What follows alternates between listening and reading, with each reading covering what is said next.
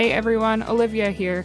Pastor Ryan is on sabbatical this summer, so I will be re-releasing the most popular episodes from the Reflections podcast. Today's episode originally aired in August of 2025.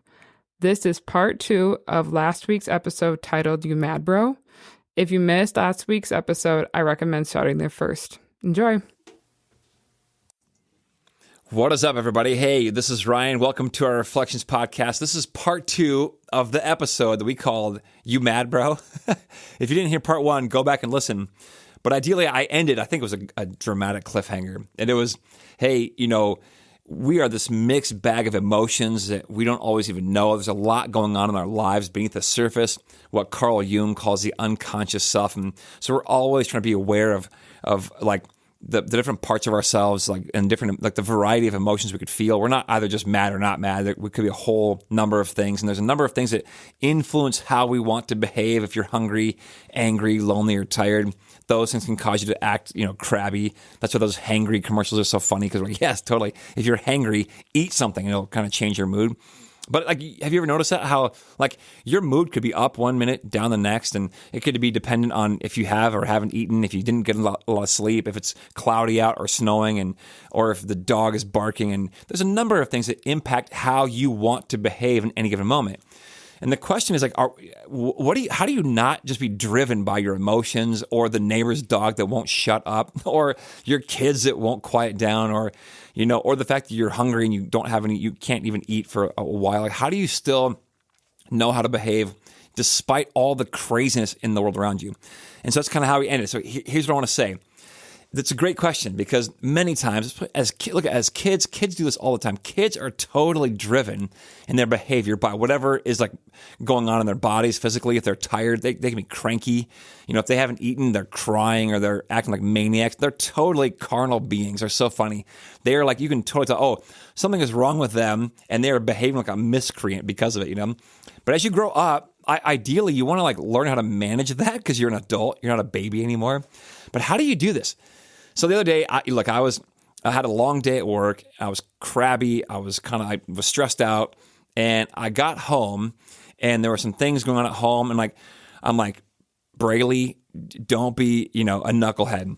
But everything inside of me wanted to let go and just be a voracious, is that voracious? I don't know. A voracious monster. I don't care. I'm crabby. I'm going to yell and scream and be, but is that, I'm going to put this, Ryan on the shelf and just be this other Ryan, and just let loose and be a maniac, because I'm tired, I'm crabby, I don't care what happened in your life or your day, I'm going to be however I want to be. And, or sometimes as a pastor, I'll be out at Target and I'm not in the mood. It's very, very, very rare. I'm telling you, I love seeing people, but sometimes you know what? I've had a weird day. I don't want to run into anybody I know. This happens about maybe once a year. And I'm just not in the mood to be Pastor Ryan right now. And it's how do I know how to behave in those moments when I'm not feeling myself? Well, here's what I think I've discovered. And I'm 45. I'm just discovering this, and I'm still learning how to implement it. So take that for what you will. But I've learned, we've got to have some kind of a guiding light in our lives, something deeper than my own physical sensations, deeper than I'm tired or hungry, deeper than it's cloudy out, something stronger than, I haven't slept or I slept poor last night, a deeper anchor than these things, because these things will often happen. I always say, I love, we are emotional beings. It's totally fine.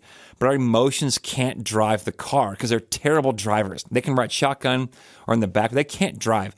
Something that's driving has to have a deeper root than these emotions or my physical sensations. You know what I mean? So these are what we would call values. If I asked you, hey, sit down tonight and write down 5 things that you value deeply as a person, and take some time and think about it. What do you value? Who's the ideal you? You can also say it this way. I know we've asked this on here before. At your funeral, what kinds of things do you want folks to say about you? Those are your values. For me, I love and value community. I love relationships, good ones, healthy ones. I want to be a good person who's generative and encouraging, and life-giving with my words, and kind. I want to be strong. I want to be stable.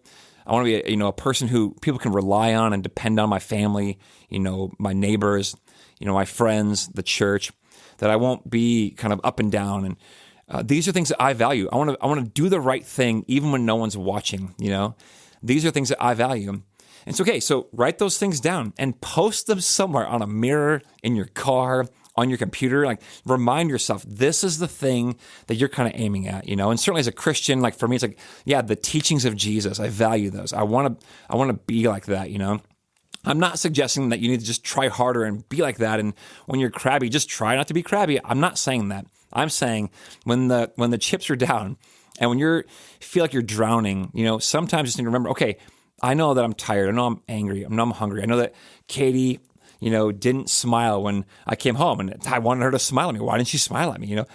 I remind myself, okay, fine. Either way, I can still maintain and be tethered to my values despite my circumstances. You know what I mean? It's like whatever's happening around me or in my physical body or whatever emotions I'm feeling, I can still not let those drive me or dictate my behaviors, but I can hold on to my values. Like, no, you know what?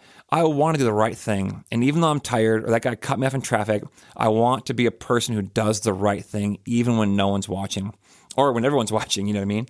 And I hang on to those things and let those things dictate my behavior. And then I would say, so when things come along that like just get you, that like pull you off of center, that trigger you, I know it's a hot button word, but like things that just upset you or like destabilize you, I get it. Okay, but pause for a second. Don't go down the rabbit hole right away. Don't go off the handle. Don't jump into the river.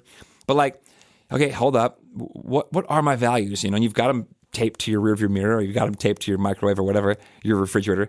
Okay, this is who I want to be. Then what's one step I can take towards those values that will help me and make it easier for me to kind of enter into being that kind of person here in this moment? Because what's the alternative? The alternative is like, no, forget it. I'm going to just be crabby. I'm just going to get mad and angry and let them deal with it. Like, no, that's not a good answer. It's just not, because it's destructive. You're going to regret it later if you're like me. Like, oh, why did I do that? When you've actually eaten your Snickers bar, you're like, wow, sorry about that. There's this great sign in my friend's cabin on the lake, and it says, I apologize for what I said when I was trying to dock the boat. And if you're from Minnesota and you've ever tried to dock a boat in a windstorm, yeah, my bad. I'm sorry for all that language I used when I was trying to dock the boat. That's a joke. But like, okay, how do I not let these things really get the best of me every single time? Because we know folks, I know people like that just always give into their emotions, or the whim of, or the dog barking next door, or the wife not smiling how they wanted them to, and I didn't get my way, whatever. And they just, man, they're so unstable. And I think as we get older, it's so important. Like, what do I value? And cling to those things. Remind ourselves, hey, I want to be, and then whatever you need to kind of take one step towards those values in those moments, try it and let's see what happens. Okay, so what are your values? And then how can you, in the moments that you feel the weakest, or like things where the chips are down and times are tough, to just take one step towards those values? All right, let me know how it goes. Love you guys. Peace.